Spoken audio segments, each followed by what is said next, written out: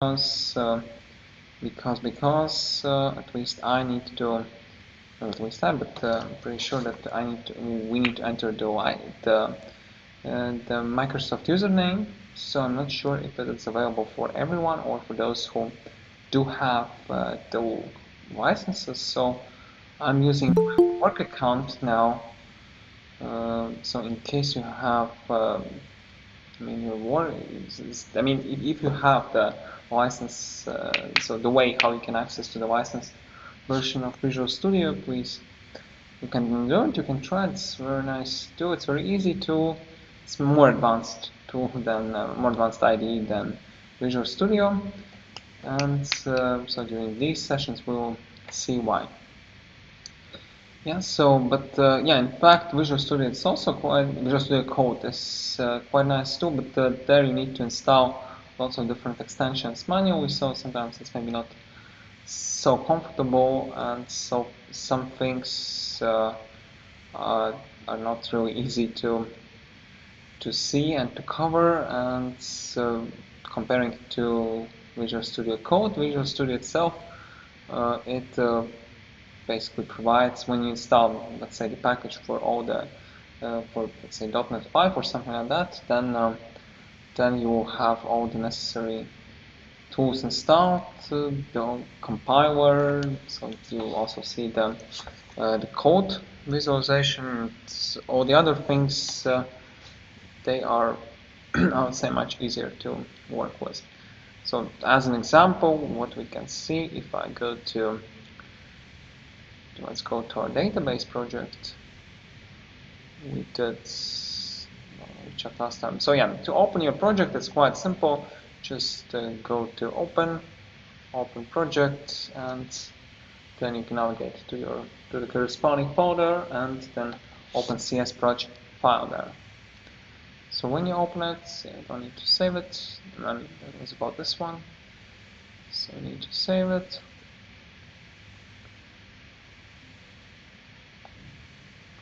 Yeah, and also the second thing why I didn't really want to work with it during the sessions is because it takes more RAM memory, and it may be a little bit slow. So okay, so it's done, and so from here I can get to the code.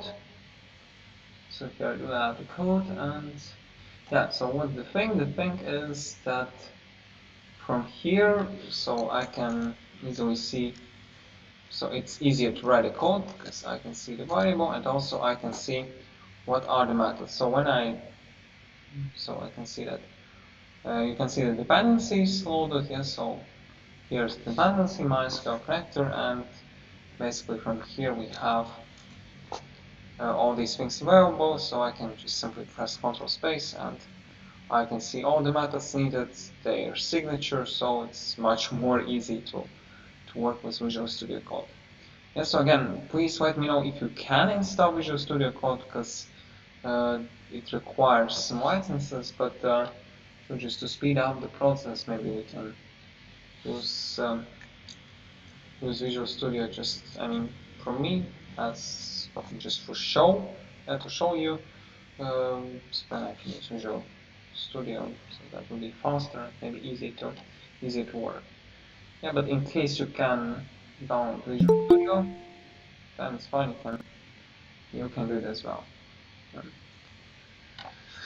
So that's the point. And yeah, also next week, as I said, I will show you some things how we can create other projects from Visual Studio, because previously we just only created console project.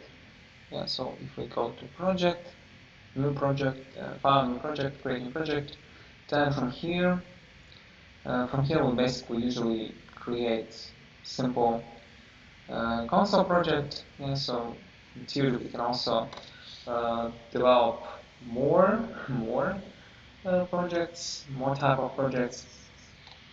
So for example, that would be web application. Next week we'll try VPF. So VPF, that's also some kind of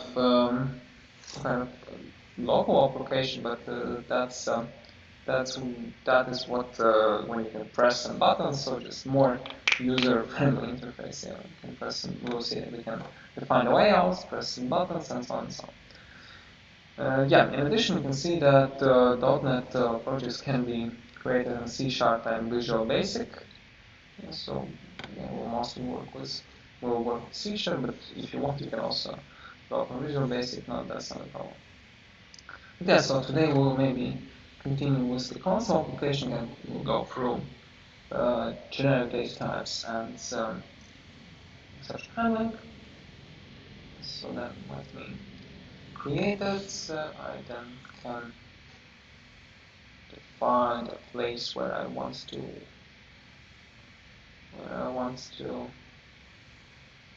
place my project. So let's say I can create a new folder from here, the folder, and name it as generics. Okay. And that will be, say, generics demo. So I press next. Target framework, yeah, let it be the current one, .NET 5.0. I don't need to save the database, just for the testing purposes. That's just a little bit new look. Maybe you haven't worked with it before, but yeah, that is something new. And yeah, so we can see our standard application. And yeah, so as I promised today, we are going to speak about the generic types, generics. What does it mean? So let's first of all, so previously, where did we see the generics? We saw them in the collections, in some collection types, and for them we basically use generics just to define the type of the elements to be stored in the collection. Yeah, so if that's the key or the value or key plus value, so the type can be defined using the generics. But what does it really mean? How can this type affect the whole object, the whole program? So first of all, let's define a new class there. And so to define a new class, we can press new. I haven't worked with Visual Studio for a long time. Okay, let me press add, and I can add it. Yeah. I can select and create a class. It will be same. Let's say that will be calculator.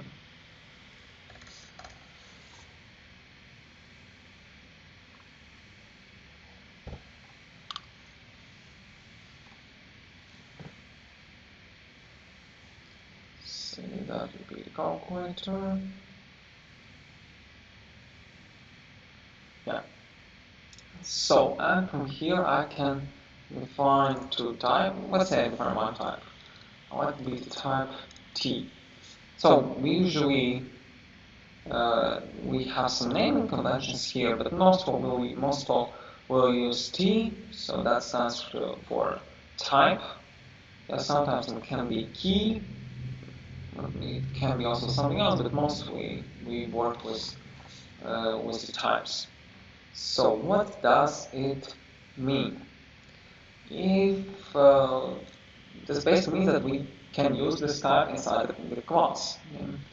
So and how does this work? So let's say that I can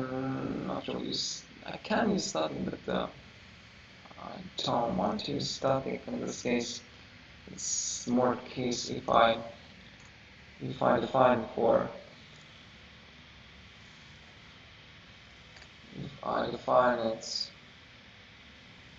for instance objects, so for objects, and then So that would be the yeah. So that would be the calculator. And yes, in constructor. However, hold on. No, I don't need to define the constructor. So let's say that I will simply define the method, the public t. And let's say it returns sum. And let's say it will be ta as tb. Yeah, so it should public t. Yeah, that's correct. And let's return a plus b.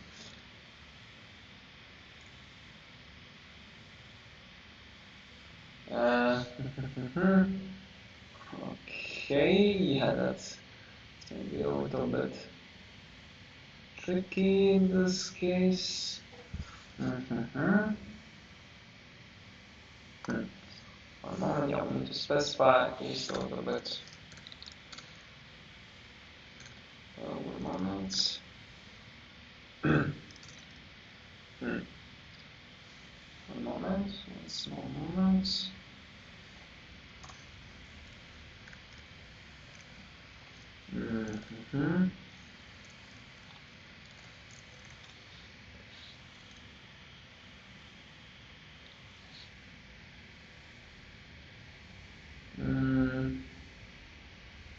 Oh, yeah, I just screwed up this one.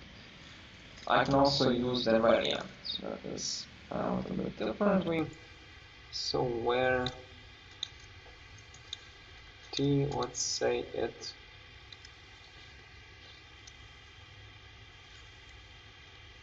let's say it extends.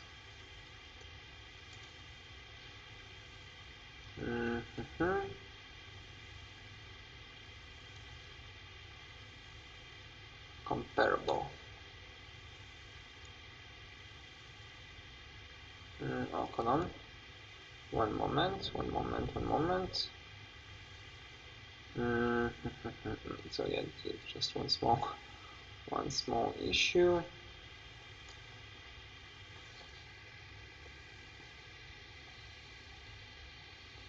One moment. So just quick double check.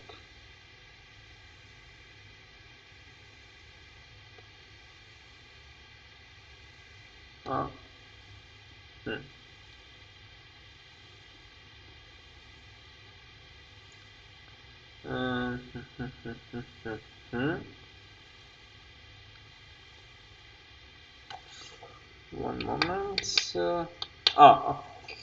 Okay.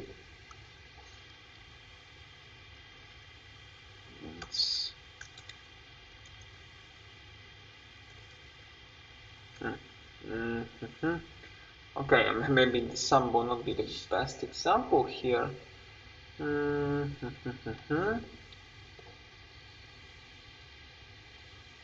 moment.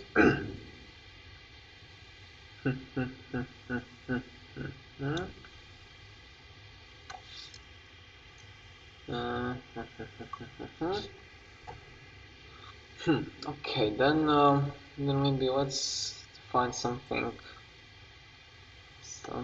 Maybe that I just wanted to use this the easiest example, but maybe okay. Let's then use the something more special. There, moment. Check one more thing.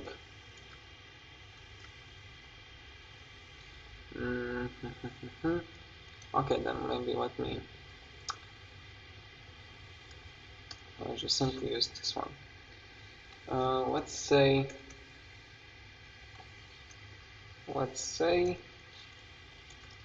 I create something like check greater, for example, and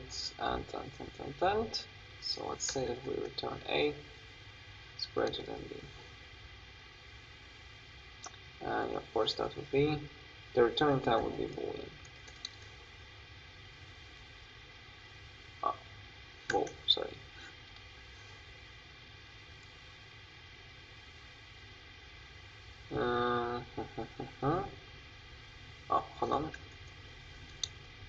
can, yeah, that will just will be able to be different. Okay, so now we and yeah, of course that would be integer. Oh, hold on, no, let's do it different. Let's keep boolean, and then let's say if a compared to b is greater than 0, then we'll return true, otherwise we'll return false.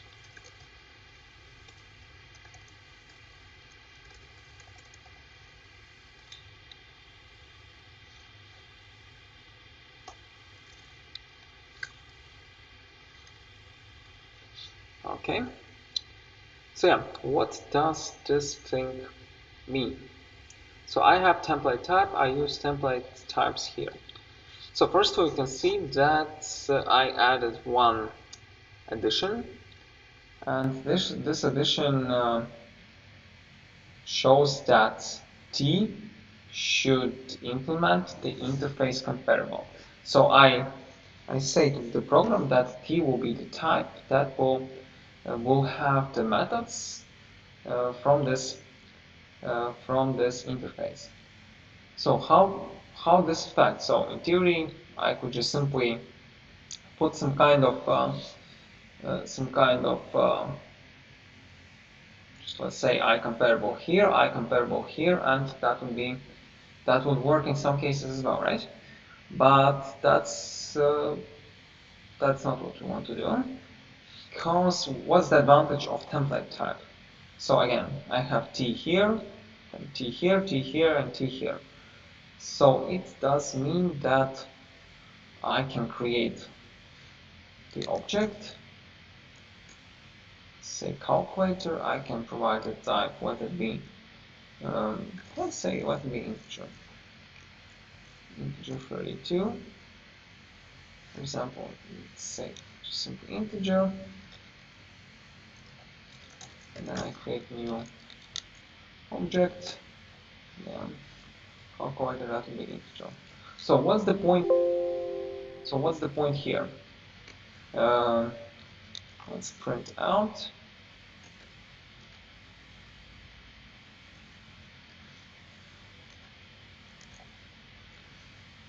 No, hold on.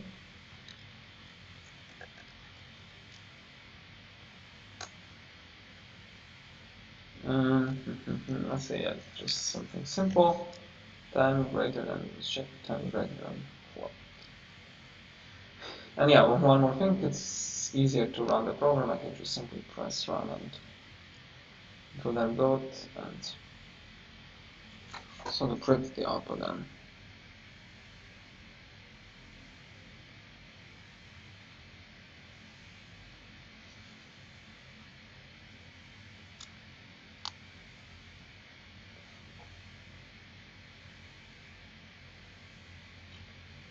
Here I do have a console.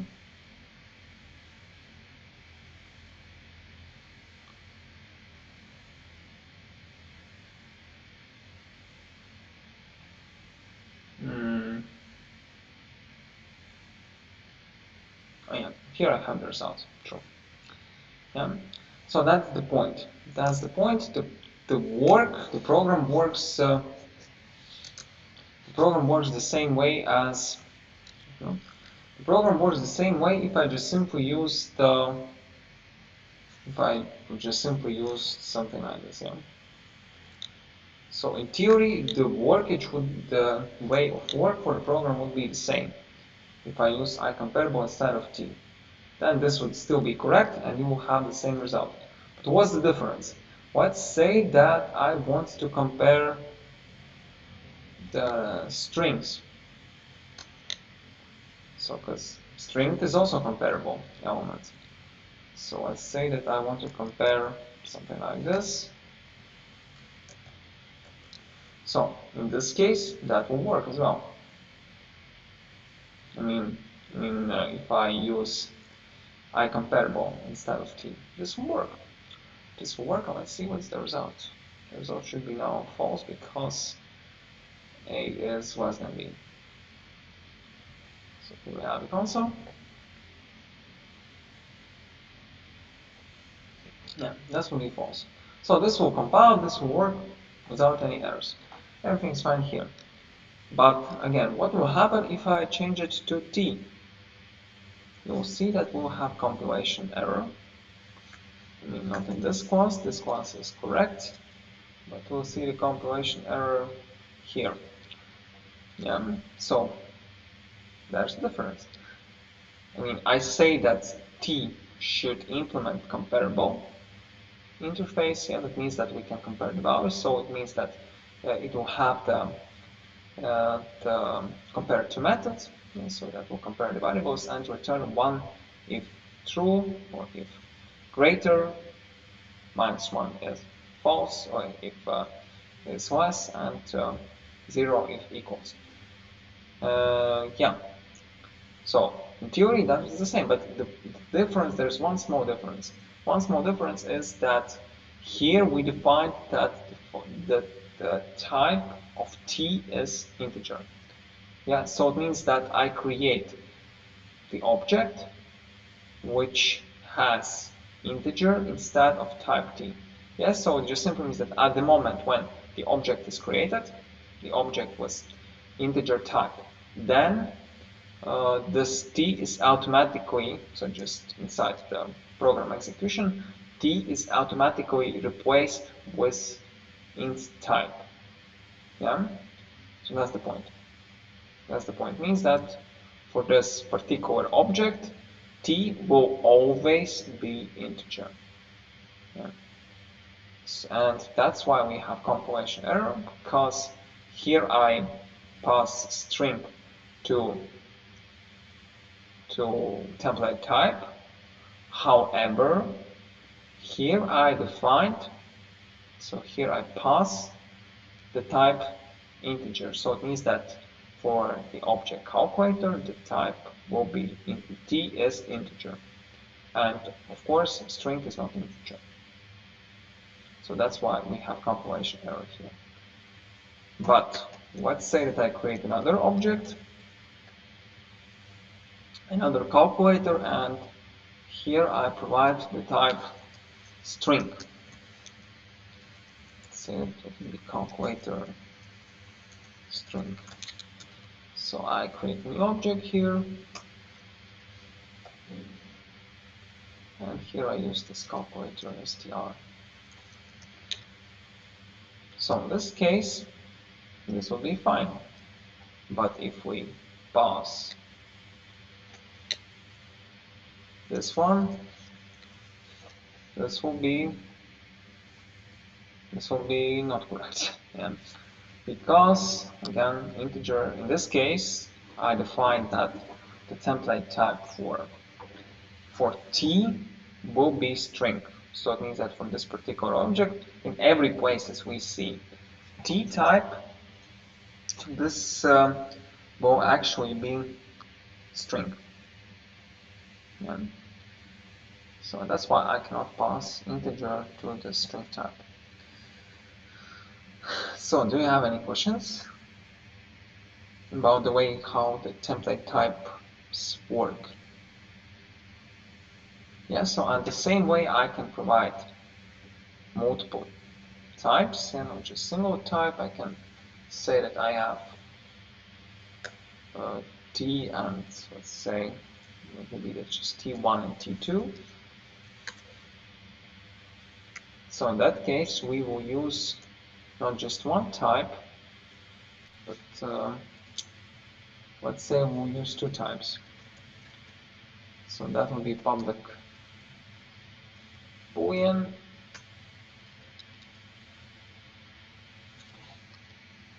similarly checkless. So here I use, let's say, T2.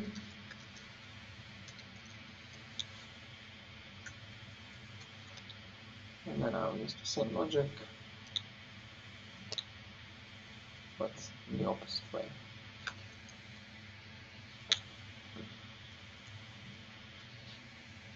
And yeah, of course, then I can also implement, hold on,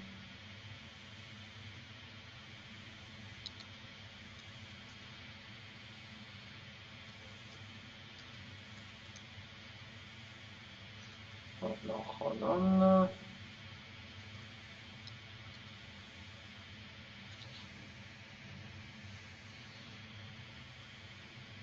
Yeah. So this way, let's say it also implements some comparable.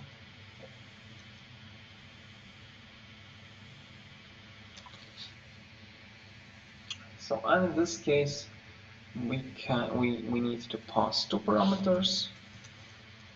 So let's say that here I pass integer and string. So again, at this point, it means that t1 will be integer and t2 will be string for all the places we use these types there. Yeah. So I'm the same then from here.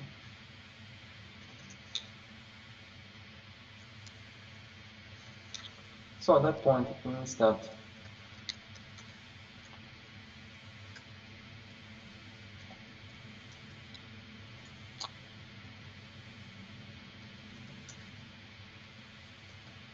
in the second method,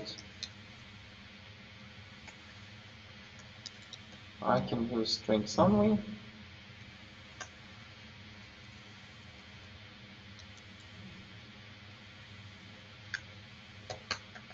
Yeah.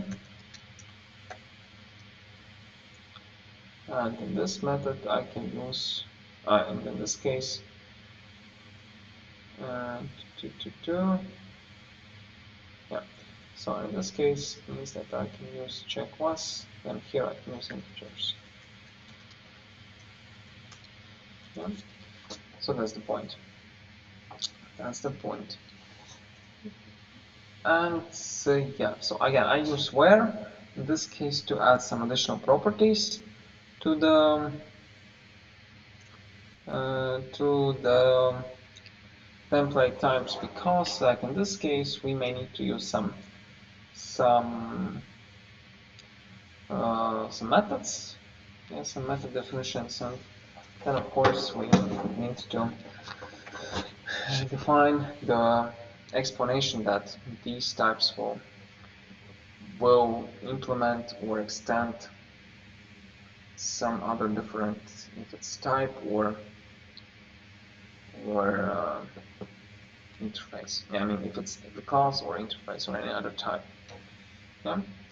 So that's the point. Do you have any questions?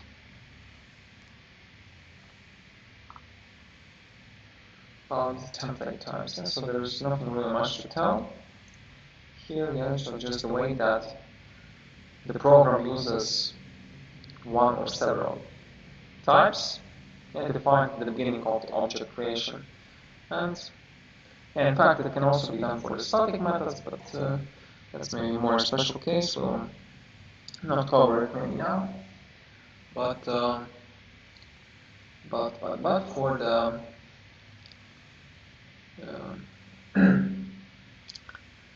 for the objects, so at the beginning of object creation, I mean when the constructor is called, when the constructor is, when the object is created, and the types are defined there. Yeah. So that's the point. That's the point. Do you have any questions?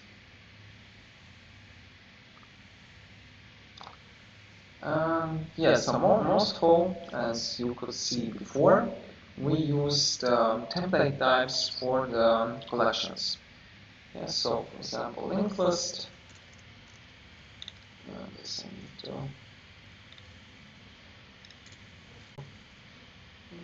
provide the usage here.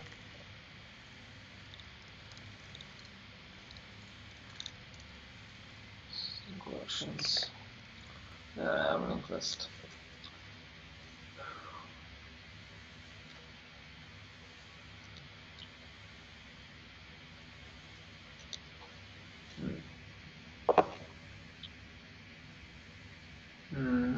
Why don't I have? Okay, okay, that was generic. Sorry, that was generic, and that should be Linkedlist. Yeah. So for linked list, again, I can same way I can provide type. Let's say that I provide string the string list. So I create a new object here.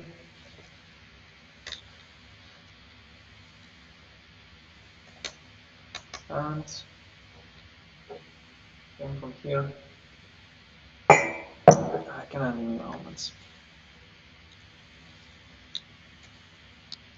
And yeah, so again, I can add strings, any string. And so as many strings as I want.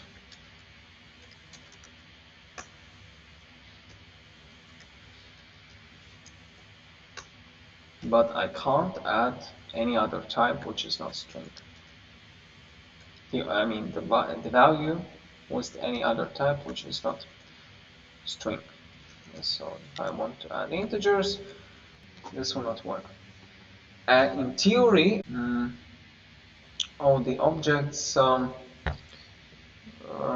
inherited from the object class.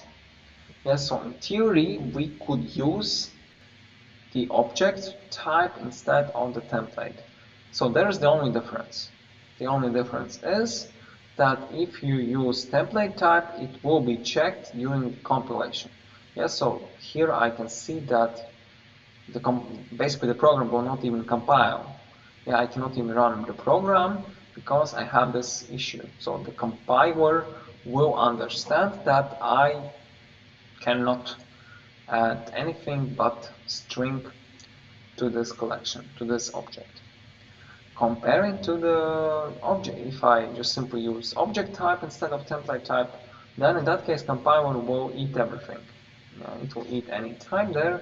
You can add whatever you want, and in some cases you may have the control of the, you may need to have the control of the data type. Yeah, so sometimes you want, say for example, also for the collections, you may need to have the so you want to have the collections only with strings. Because of some properties, it's easier to iterate through it, because if you use object, it means that you will always need to do the downcasting. Yeah, and you know that the downcasting is say not quite tricky, but more not the most comfortable operation to do in programming. So that's why template type is preferable and more flexible in usage and more stable. Yeah, because again, everything's checked by the compiler. You won't, it won't let you make the mistakes you may need to avoid. Yeah. So that's the point here.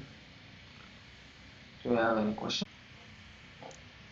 So is it clear about generics, or maybe something is not clear?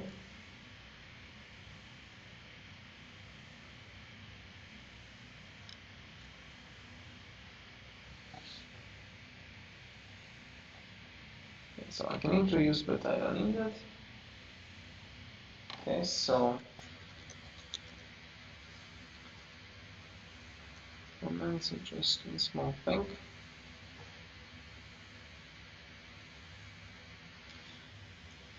So there are some different shortcuts.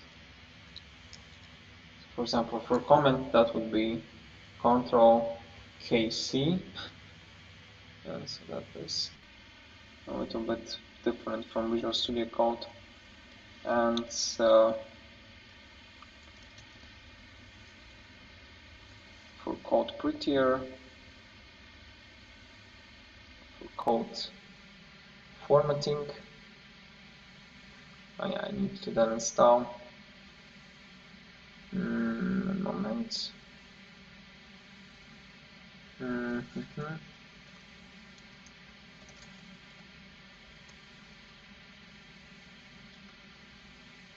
moment for code form. Yeah, I haven't worked with Visual Studio for a long time, so that would be Control Shift I, if I'm not mistaken. Wait, so let's check. Hold on. No, moments. Control K. No.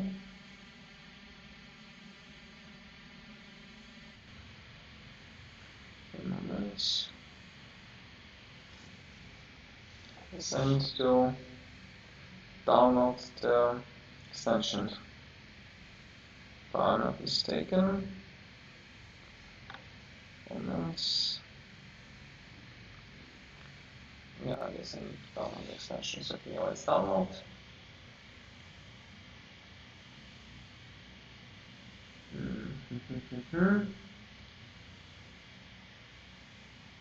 So, moments. What was it? Okay, here we go. Extensions. Manage the extension. Okay, here I can search for code. For code formatter.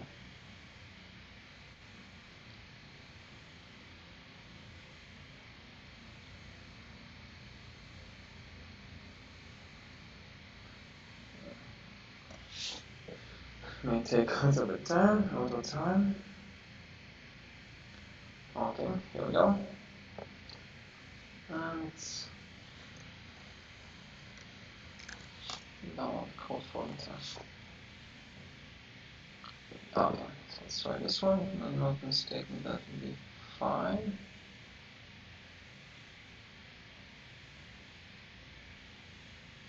Okay, I need to close it. Okay, close it, save it.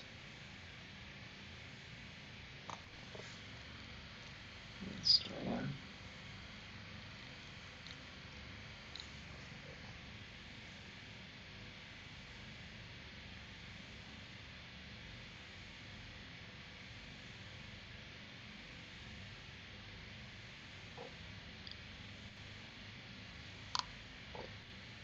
So it's restarting. And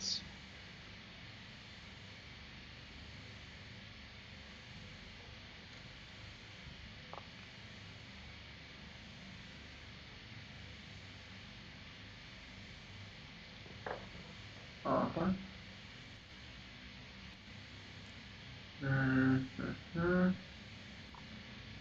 So let's open the recent one. And just in case you have any questions, let me know.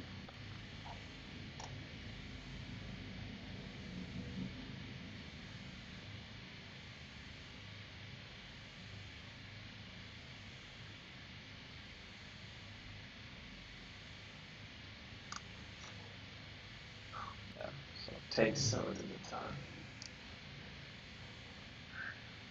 Just meanwhile, if you have any questions about just everything, let me know.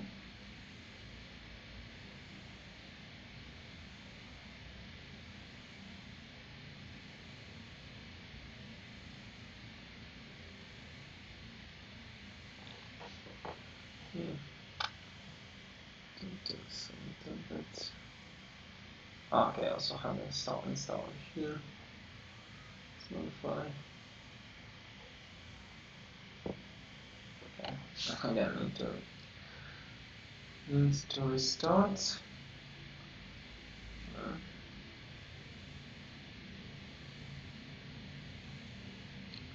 So we need to wait a little bit till it is restarting.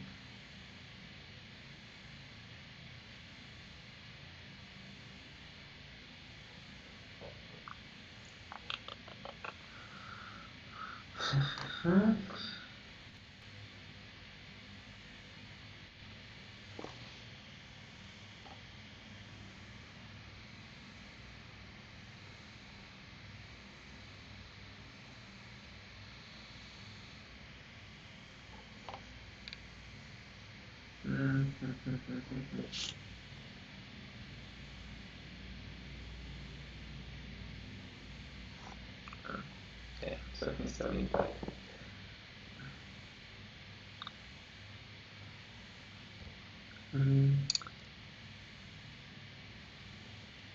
how your final project is going. So, still in progress. Queries.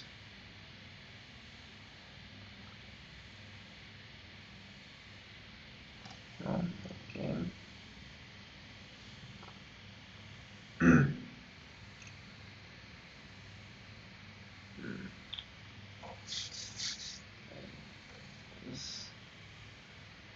So now to that.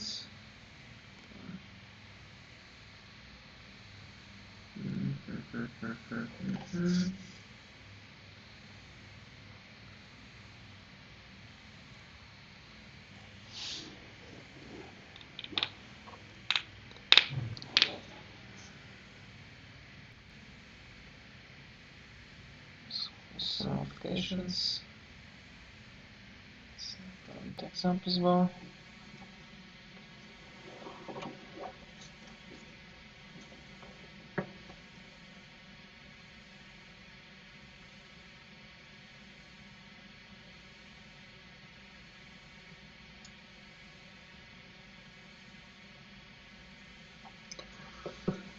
Okay, it takes a little bit of time. Okay.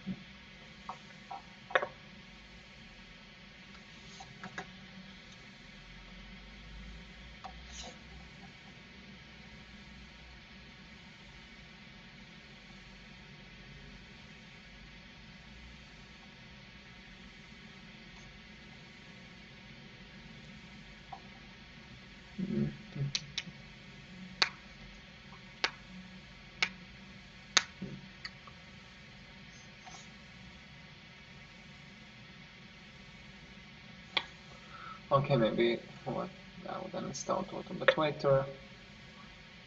So just not spend the time then today. Let's now install it a little bit later. Okay, so let's run Visual Studio again, and then the next topic to discuss would be the exception handling. So let me run Visual Studio code, Visual Studio.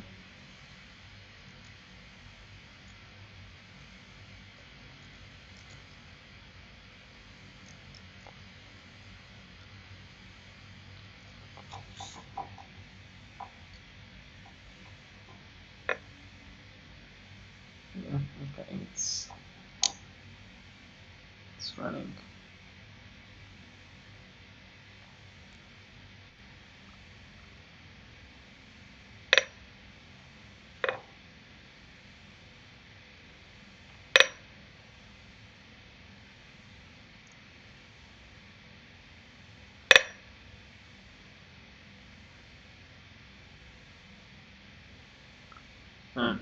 Where it is? It's strange photo that. Yeah, this is what I was wondering about. If I use Visual Studio Code and then it takes more resources on the computer. Okay, here we go.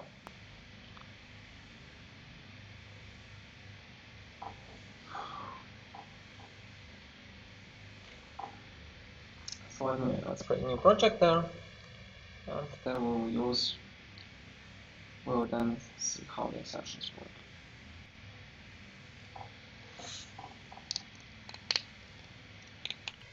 So yeah, just before I start, what the exceptions are. In fact, the exceptions are special classes.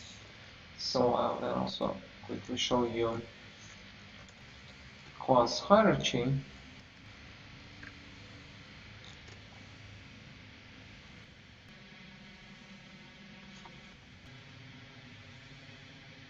A moment.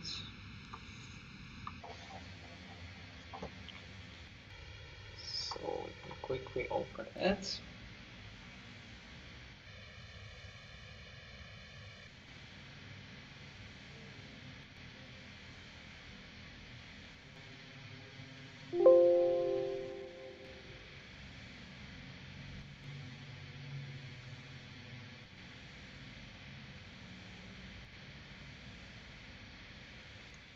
Yeah, here we go.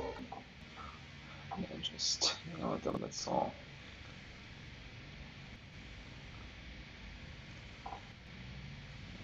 Everything's slow today. Zoom Visual Studio. Okay.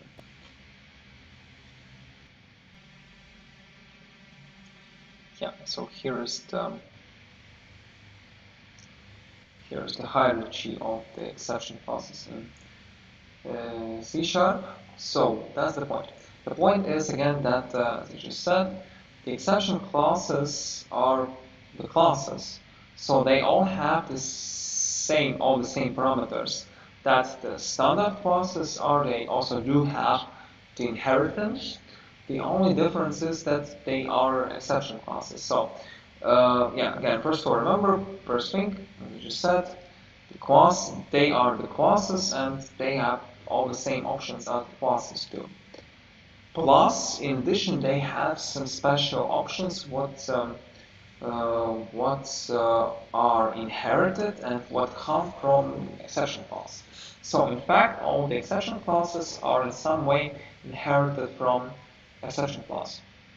So if the class extends from the exception or any sub exception class, then it also becomes the exception, right? So that's the point. That's the point. And first of all, exception class, as all classes, it has some specific methods. Yeah, we'll see what are the methods. And then it is option to apply the exception handling for such classes. What does it mean? What does it mean? Now, I already shown you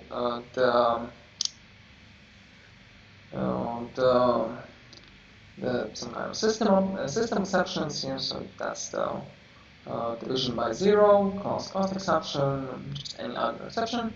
Then this would be this from some kind of system library or just something small. In today, maybe let's do the same with the custom exception one, and in fact, we can, as I just said, we can define our own custom exceptions. So let's say that would be demo exceptions.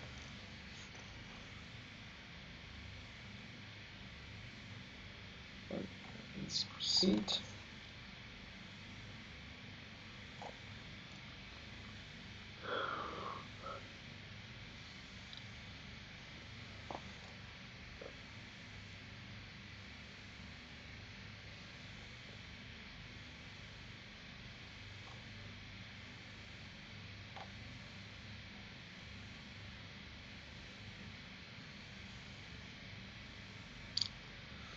So the project is great.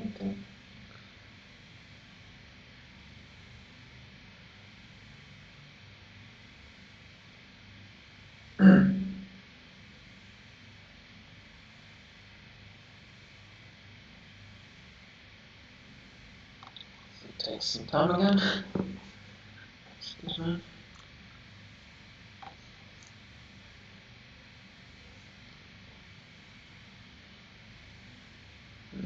Okay, we're almost here.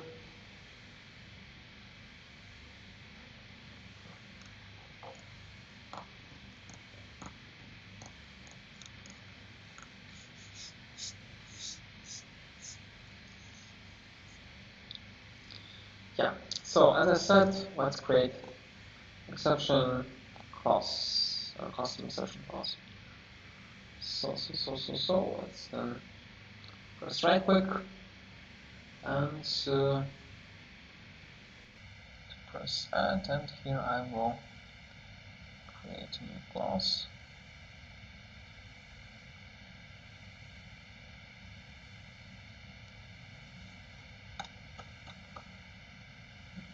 Yeah, so again, that would be the simple class. I mean, the exception class is also the class. So let's say that would be my own exception.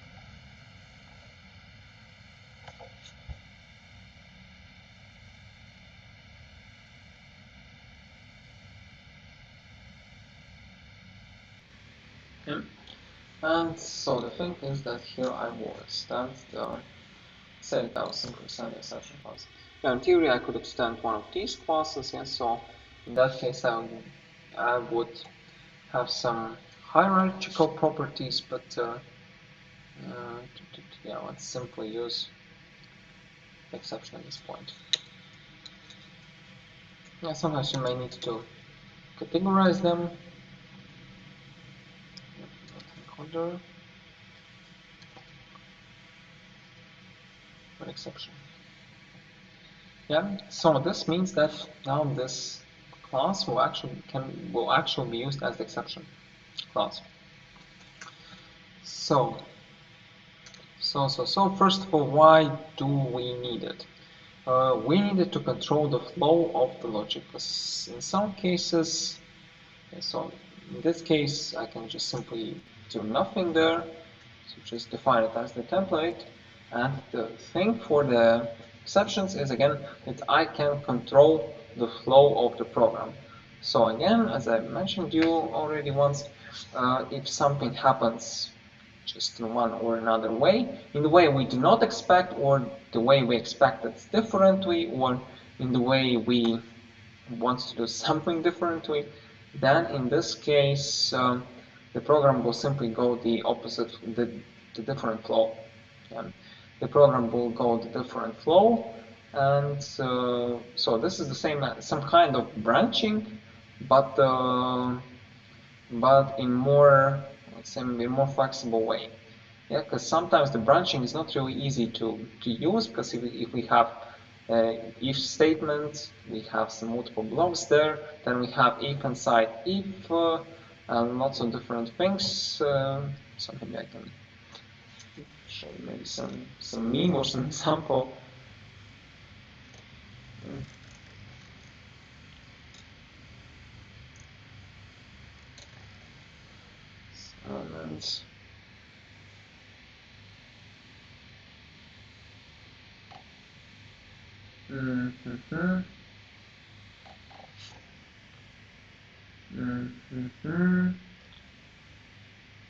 no, not this one. Yeah, so if you have something like this, so this is in fact really really complicated to control. Yeah, so just also something like this. So many ifs. Okay, maybe this one is not the worst thing, but the worst thing may be that if you have lots of inner ifs. Yeah, so you can have if inside if inside if inside if inside if and so on and so on. Then this would be quite problematic to do any changes there, to control it, to simply see what happens there, and that's why we may want to use something else. And for such cases, to control the situations when we have some kind of unexpected behavior, or again behavior which maybe goes a little bit differently from what we expect, then we can use exception. So what we can basically do, we control the exception. So for example, I have the program. So here is my program. So I use again try catch. That's the first thing what I need to do. If I have try, I must have catch. And so that is the mandatory point. Yeah, and here I can say that I catch my own exception. So then I can say that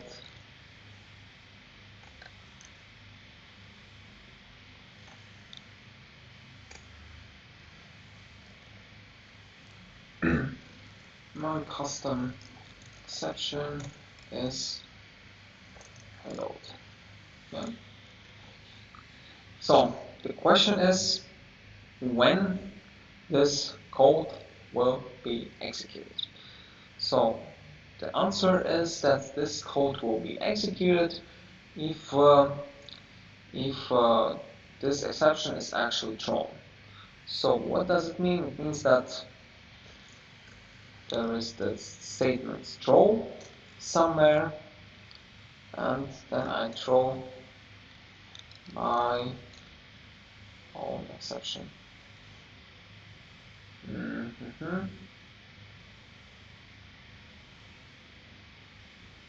Ah, yeah, of course, new exception. Okay. So that's yeah. So again, since we talk about the objects and exceptions are the objects, I mean, exceptions are the classes, and then basically the usage of them is based on the objects. So it means that, of course, if we do want to work with the exceptions, then we need to create the objects. And in this case, if we have something to try to catch, we need to something to have to put to catch, to throw and to catch.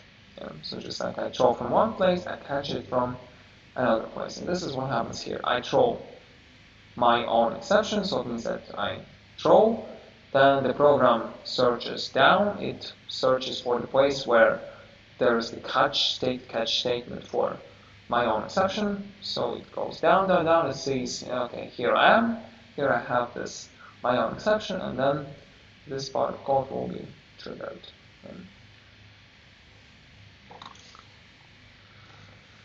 So to use custom exceptions, you need to draw them, to draw the objects of them. That's the point. Point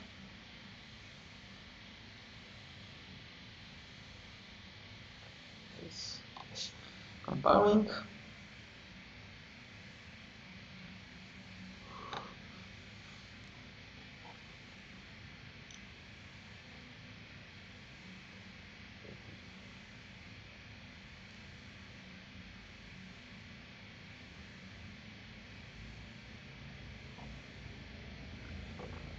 Yeah, so you can see that this part of code is executed. Okay. So, and again, it means that this will work at every level of stack. If I call, yeah, what I shown last time when we talked about the exceptions.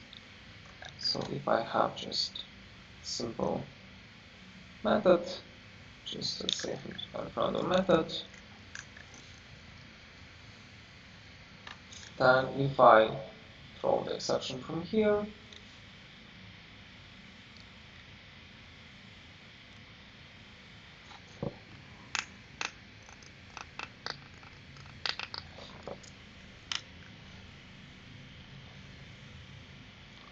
so if I throw the exception from here, then it will, and I call this method, of course,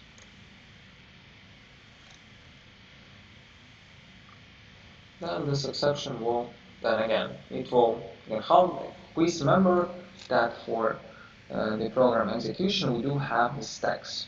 So it means that at the beginning I have just the main stack, the base stack, the bottom stack, and then if I call another method from it, then I navigate to the second stack, and so that will be the stack up, and we are here.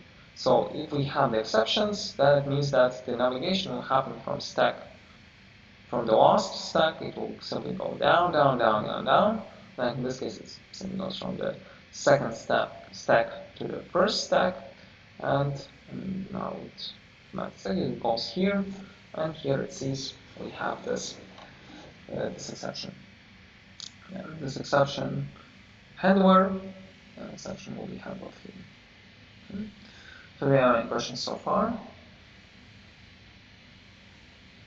about the custom exceptions, or maybe other questions? Yeah.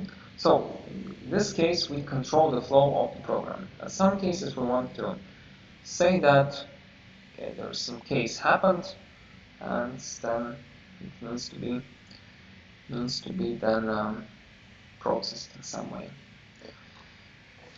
Yeah, one more thing, we may have, let's say, multiple except please remember that we also have the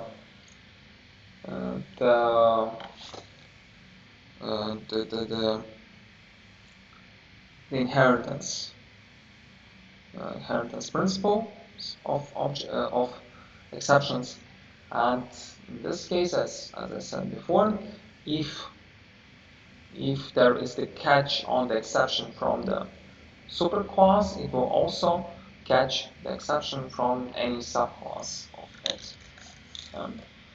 So it means that if I catch exception class, then it means that it will catch all the exceptions from the subclasses. So any subclass exception will also be handled there. That's the point. We can also check it there.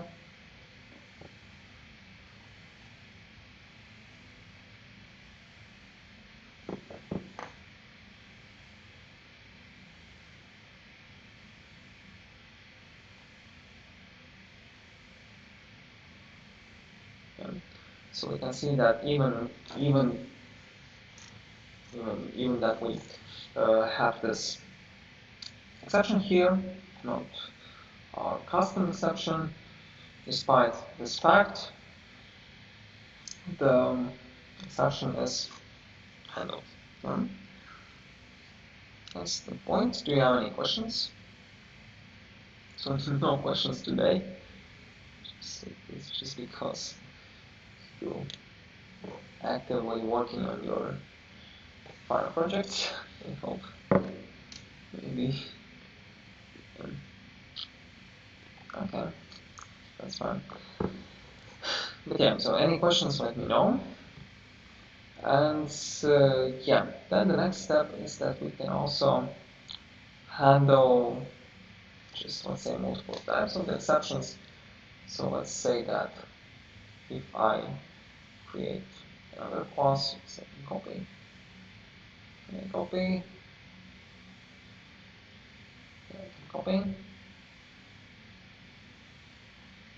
paste it here.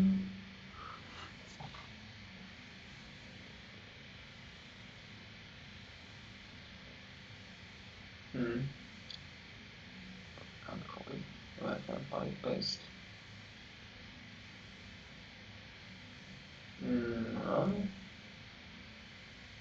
Strange.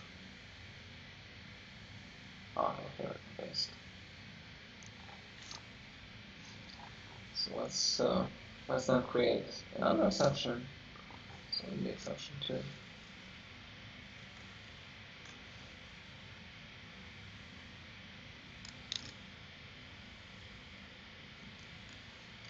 So here we'll send exception clause, and so what we can do here. So let's say that here this will handle first exception, and then we handle the second exception this way. So what will happen in this case? In this case, the first catch will be executed, and the second one will not be executed. Why? Because there's the first exception handled, and the first exception thrown there. So that means that if we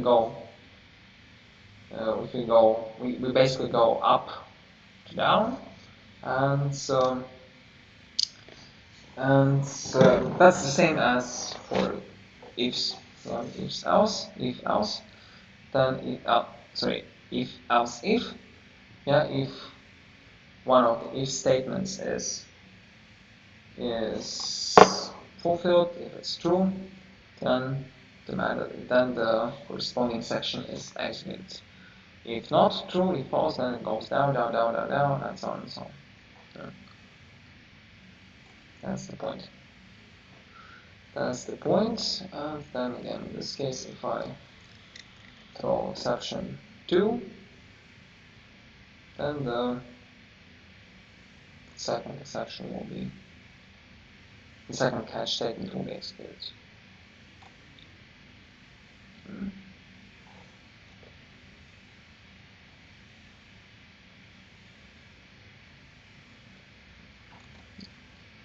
the point. One more thing what we can do, we can catch multiple exceptions.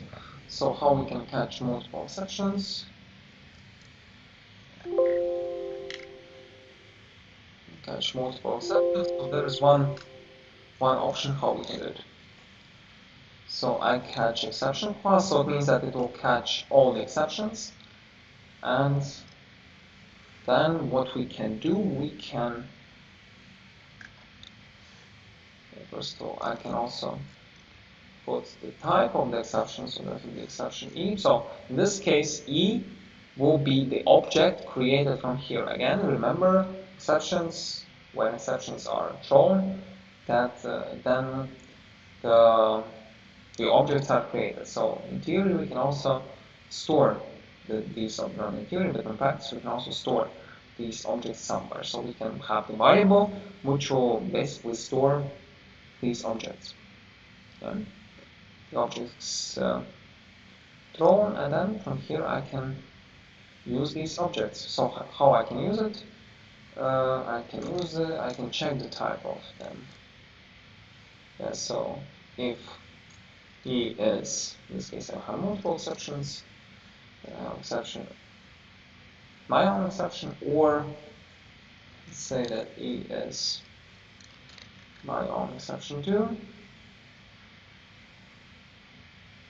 then I will print something like this. Else, yeah, so in this case I don't even need to do the code formatting because it is practically done automatically. So when I jump to the next line, it jumps to the right place for me. It's also quite nice property of Visual Studio. Okay, so in case else, I can then throw. So throw basically means that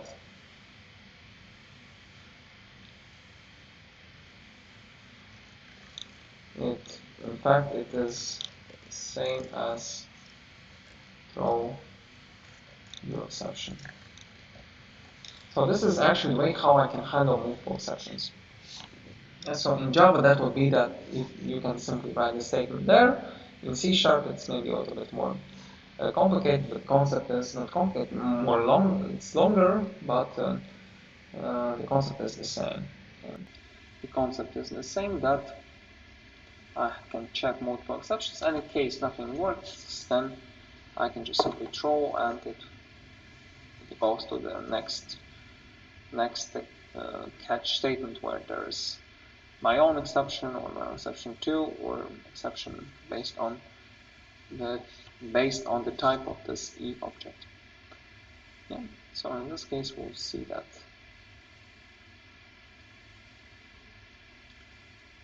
it will trigger this case.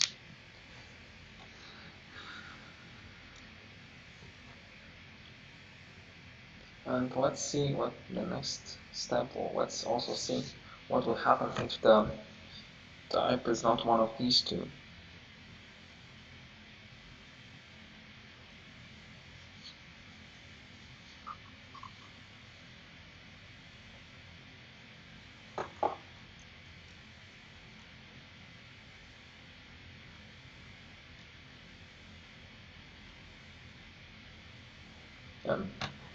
So it is there, and yeah, so let's see what will happen if I throw some kind of other exception. For example, let's also create one more. Let's again create one more exception class. So let's create exception 3, why not?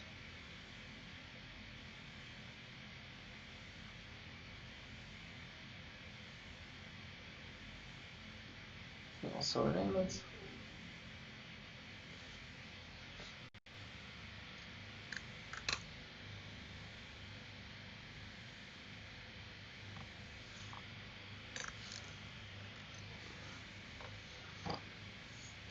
Yeah, again,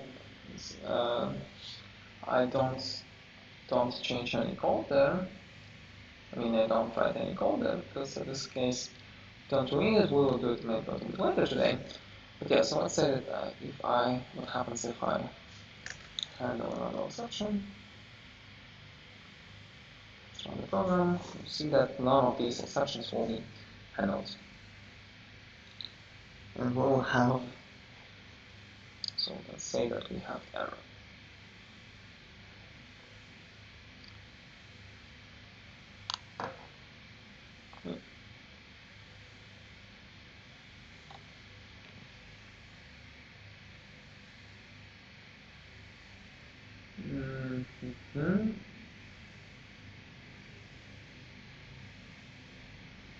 Yeah, so we can see that we have the exception and also shows us the place.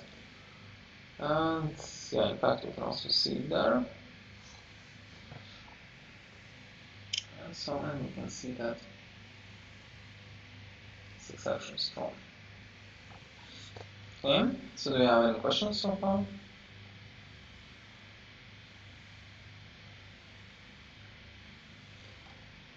Okay, one more thing, as I mentioned, since we work with the, okay, stop the program. Since we work with the classes and with the objects, we can have methods and also some kind of attributes. So it means that, say for one of the exception classes, let's say that would be exception 2, for example. So here I will say create a method. So let's see.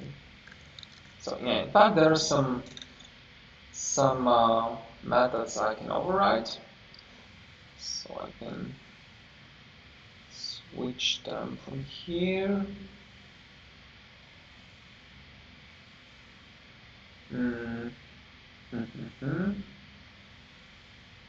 It's strange why I can't see them.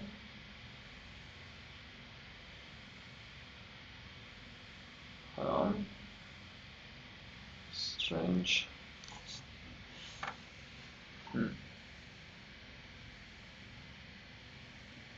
Alright. Never mind. Okay, but then let's create a new. So you can say create a new exception or a new method. Public void print error.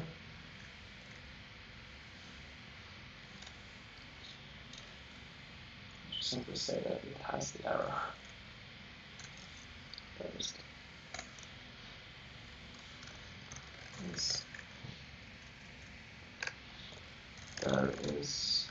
the error here.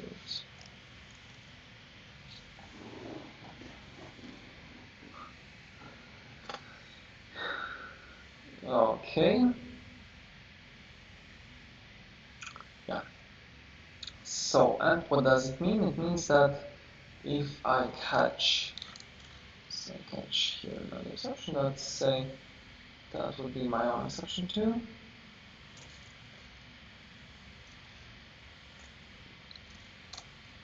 Then I pass the object here, and it means that I can call this method I just defined, and then it will be executed. Right. No, yeah, it will be executed.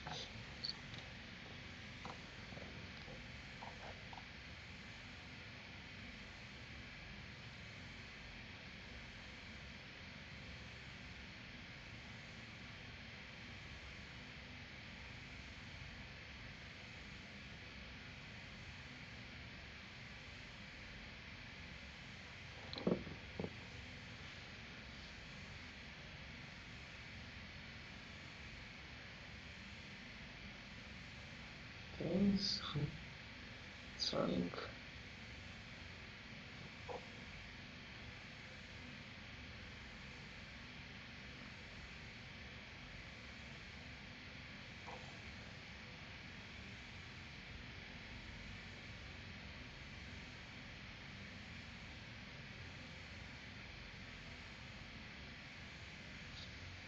Yeah, it's takes some time.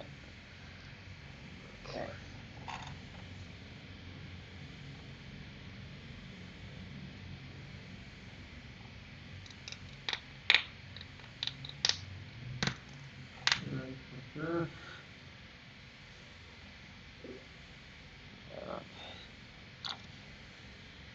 some time.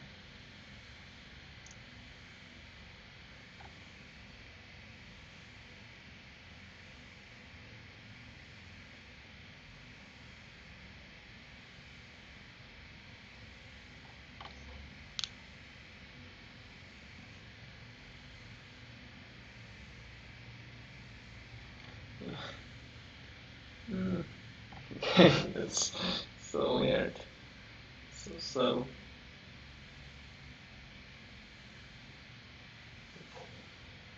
It's so slow. Come on. Seriously. Let's try again. It's really slow.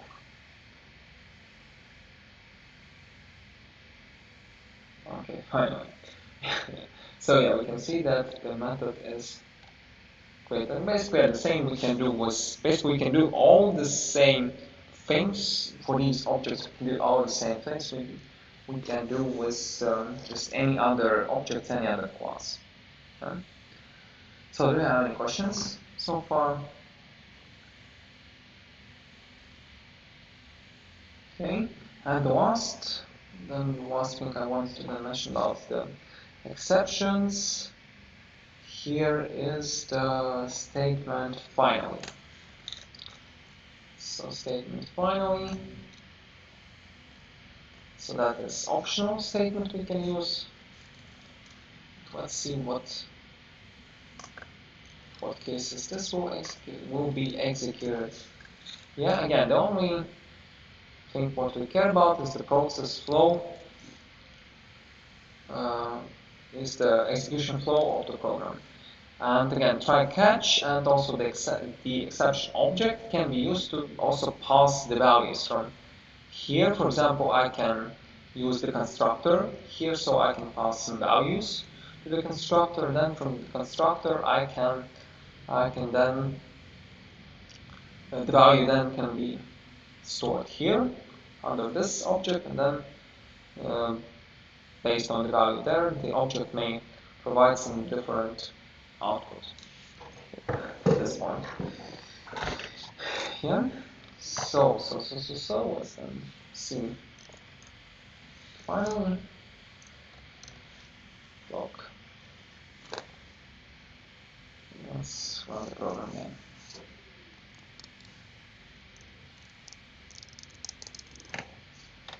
And yeah, since today we work on Visual Studio, I guess I can also try to show you the debugging. Because Visual Studio, from my experience, it always works. It always works fine. So finally, block is executed. The exception is thrown. So let's see what will happen if the exception will not be thrown. Yeah. Okay.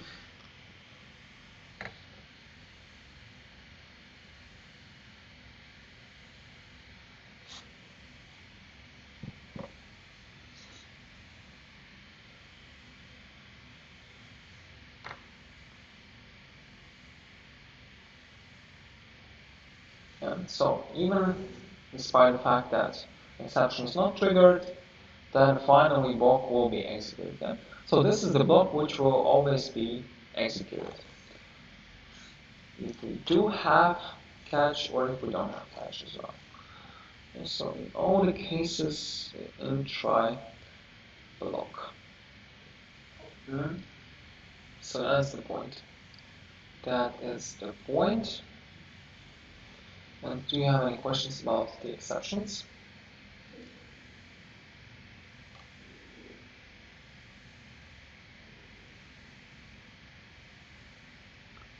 Okay, and as I just said, maybe let's try if I can do the debugging here.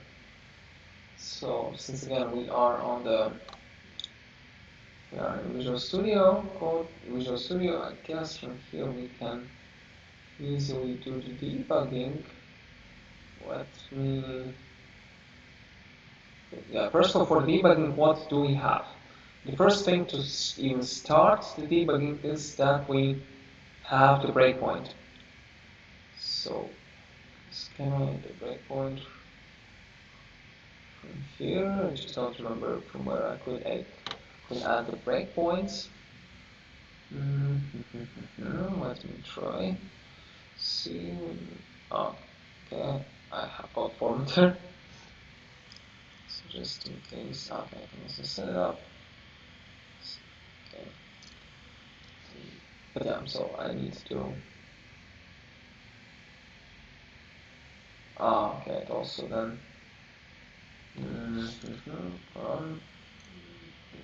Yeah, okay, so it just formatted it differently than I wanted. Okay. So yeah, if you want, this can also be set up. Okay. I'll just run the control tab.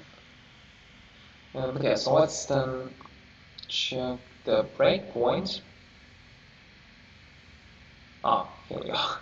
Here we are, the breakpoint. So yeah, first of all, what the debugging is. So let's say that we have, let's say maybe not the issue. Let's say if we have the issue, or we want to, basically we want to check how our program is executed. I mean, what are the steps the program goes through? What are the values uh, calculated, assigned during the execution of the program? Yeah, so basically how the life goes for the program during the execution. So where it goes, which path it does goes, what happens, and so on. So we can do it using, we can check what are the values, so stored, assigned during the execution. So we can do it using the debugging. So what do we have in debugging? In debugging we have the breakpoints.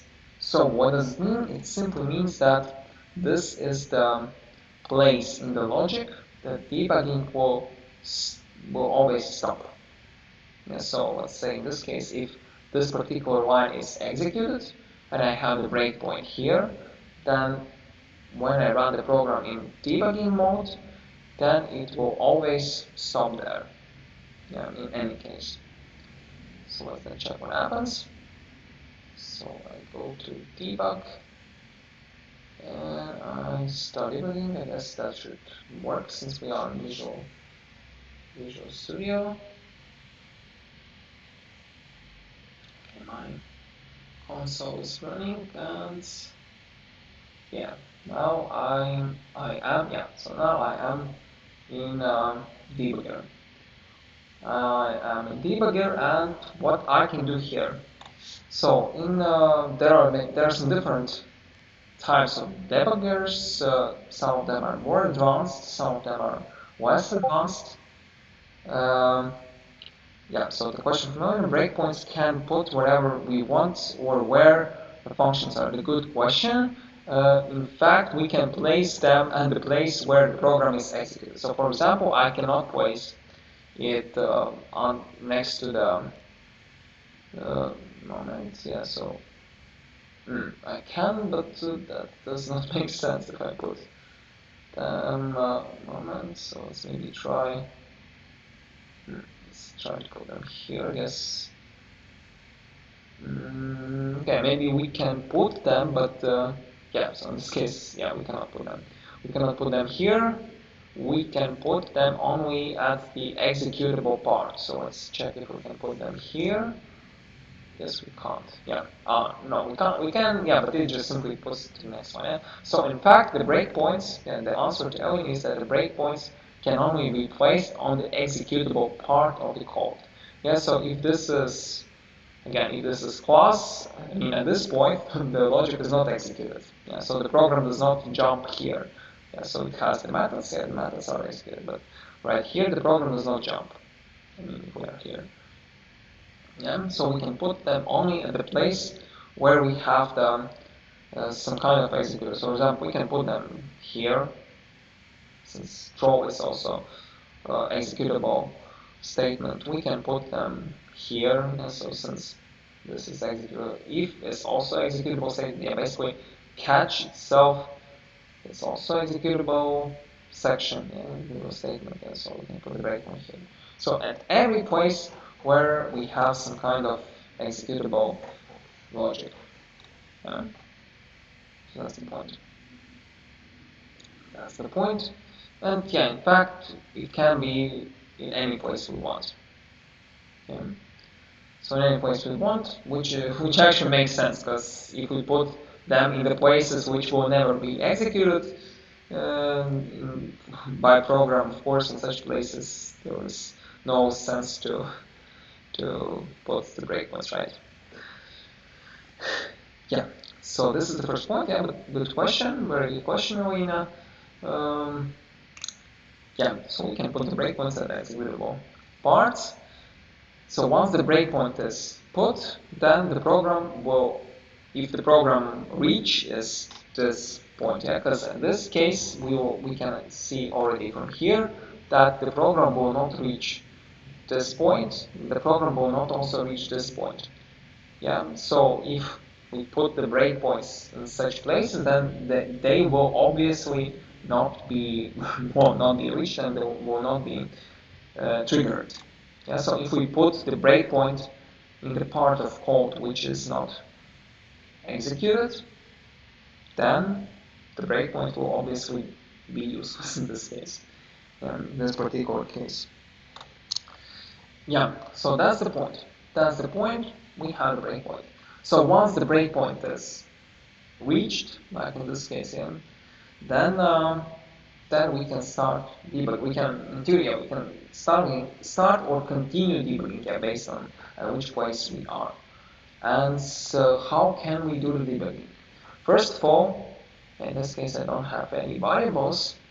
I won't have, but yeah. So that will be the next step. First step is that we can move through the code. Yeah, so we can move through the code, and we have set, and yeah, so how we can move through the code?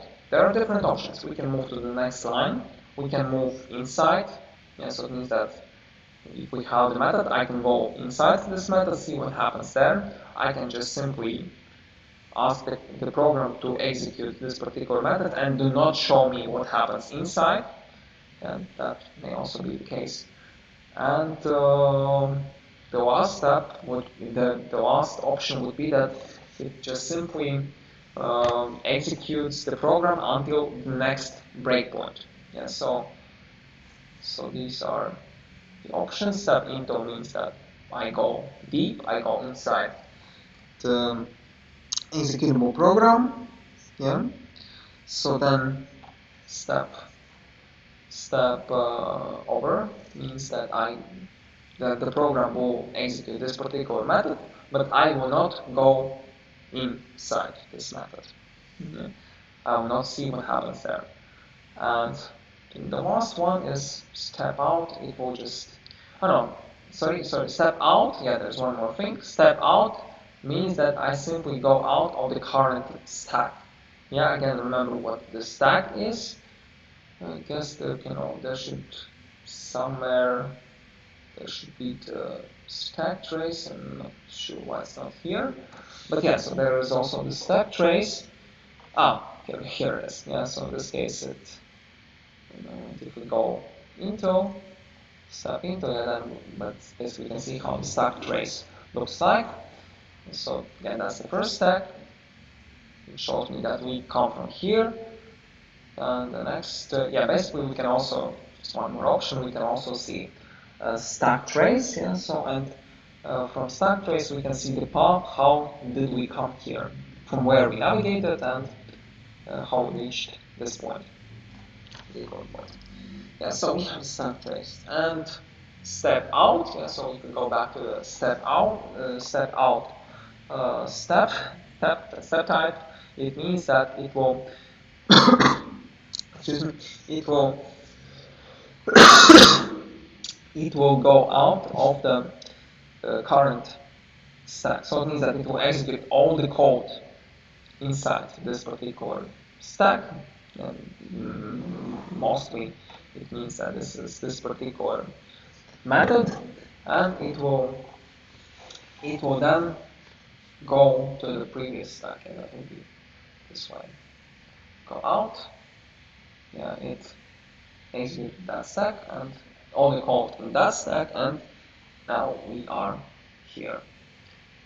So and then I can go over. Yeah, mostly I use step over. Yeah, so just to see if I need, I can. And yeah, so here I can see I can go step over, go to the next step. And here, if I go step into, it will show me what happens inside the method write line. If I use step over, it will simply the output moment step yeah, so you can see what that the write line is printed here, and then I can press show next statement. It means that it will, yeah, and the last step is, as I said, this means that it will go to the next breakpoint. We don't have next breakpoint moment. Why doesn't it work? That's the different button. I can press. Okay, I can then use continue. That's what it says. So yeah, so we can press continue, and then this will move us to the next breakpoint. Okay, so you can see the program is over now. So let's then go back and execute the not execute but catch throw statement. Okay, just any questions? Let me know. See on this statement.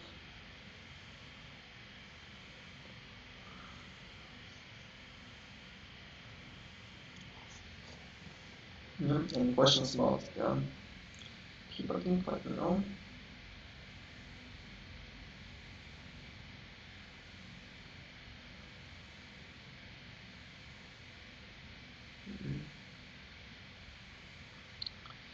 See on this statement. Yeah.